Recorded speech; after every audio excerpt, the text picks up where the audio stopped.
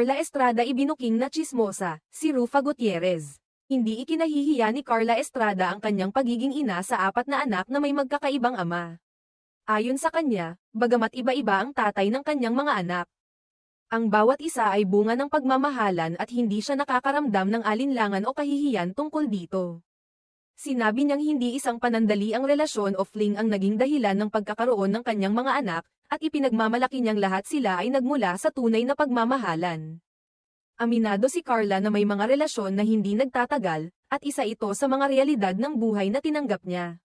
Sa kabila ng mga hindi natuloy na relasyon, proud siya na nakitang magkasama at malapit sa isa't isa ang kanyang mga anak, kahit na magkaiba ang kanilang mga biological fathers.